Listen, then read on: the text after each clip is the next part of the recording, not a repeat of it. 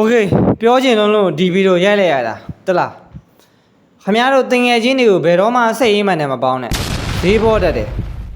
ဘဝမှာအနာကျင်ရဆုံးအချိန်ကကိုချစ်ရတဲ့တင်ငယ်ချင်းကသူချစ်ရတဲ့တင်ငယ်ချင်းကိုထုတ်ပြတဲ့အချိန်ပဲအဲ့ထဲမှာကိုမပါတာပဲကိုမှတော့သူ့အတွက်နဲ့ဆိုရင်ဘာဟုတ်ပလီလိုပဲ9ယောက်တယောက်လဲဖိုက်မှာမင်းုံထီငါနေညိပဲဆိုတဲ့အထာမျိုးသူ့ပို့မှာတင်ထားကြတော့အချစ်ဆုံးတင်ငယ်ချင်းများတဲ့တက်တွဲတာအယောက်20လောက်ရှိတယ်အဲ့ထဲမှာကိုပါမလားဘူးဘလောက်နာကျင်ရအလုပ်ပိတ်ရအပြင်သွားမယ်ဆိုတင်ငယ်ချင်းတွေစုတော့လဲကိုမပါဘူး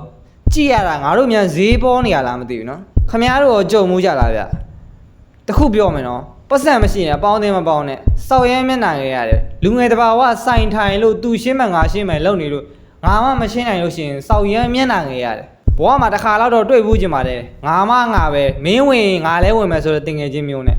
အသက်တစ်ခုရလာတော့လဲမိတ်ဆွေဖြစ်လာတာပါပဲတင်ငယ်ချင်းမရှိတော့ရင်နှစ်အောင်ပေါင်းတဲ့လူမျိုးဆိုတာမရှိတော့အကုန်လုံးကစိတ်ပေါင်းကိုခါတွေဖြစ်လာကြပြီးတော့ကိုယ်လည်းဟာပပတ်ကြီးလည်းမရှိကြသလိုကိုကလည်းနေတတ်လာတဲ့အနေထားဖြစ်လာကြမှာမိတ်ဆွေတယောက်ပြောတာကြားဦးတယ်ကြီးမှပေါင်းရင်ထီးမှမကောင်းတဲ့ဟုတ်တယ်ငယ်ပေါင်းနေလောက်တော့မကောင်းပြငယ်နှွားဆိုရင်ပြမယ်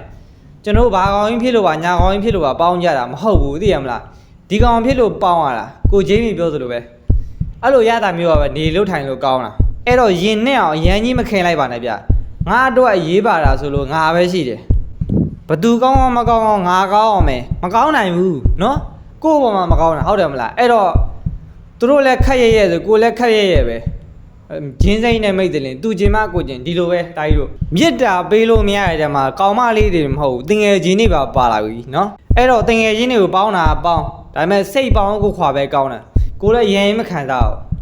နှမို့ဒီကောင်တွေလုံနေတဲ့အချိုးနဲ့ကကိုကရင်ဘက်ကြီးနဲ့ပေါင်းခဲ့တော့နင့်နေအောင်ခံစားပြီးတော့ယုံကြည်လို့ပါဆိုပြီးတော့လဲနောက်ွယ်မှာရင်သွားမဖွင့်နဲ့နော်အောက်ဖဲလန်တဲ့လူတွေမှာတပုံကြီးကိုကအပေါင်းအသင်းရမ်းမှတ်တယ်ကိုတို့အပေါင်းအသင်းကမရှိမဖြစ်ဘူးဆိုလို့ရှိရင်ကိုမိသားစုဝင်နဲ့ကိုညီကိုမောင်နှမနဲ့ပေါင်း